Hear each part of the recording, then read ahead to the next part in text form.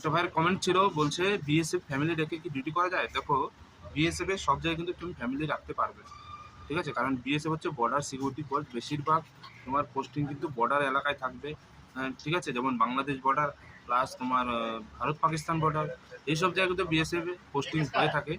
তো এর জন্য কিন্তু তুমি বিএসএফ এ সব এলাকায় কিন্তু তুমি ফ্যামিলি রাখতে পারবে না, ঠিক আছে? তোমার যদি জিসিতে গ্রুপ সেন্টারে যদি পোস্টিং হয় কিংবা ব্যাটালিয়ান যদি পোস্টিং হয়, সেই সব জায়গায় যদি কোয়ার্টার থাকে, তাহলে কিন্তু তুমি ফ্যামিলি রাখতে পারবে, প্লাস এটা কমান্ডেন্টের নির্দেশে, ঠিক আছে? এছাড়াও কমান্ডেন্ট যদি চায়, তোমাদের যে ব্যাটালিয়ান কমান্ডেন্ট থাকবে, সে যদি চায়, তোমার যদি সিটি এলাকায় পোস্টিং হয়, সে যদি চায় ফ্যামিলি রাখার পারমিশন দেবে, তাহলে তুমি ফ্যামিলি রাখতে পারবে, ঠিক আছে? তাছাড়াও কিন্তু তুমি ফ্যামিলি রাখতে পারবে না, কারণ বিএসএফ বেশিরভাগ পোস্টিং কিন্তু তোমার বর্ডার সাইডেই হবে, ঠিক আছে?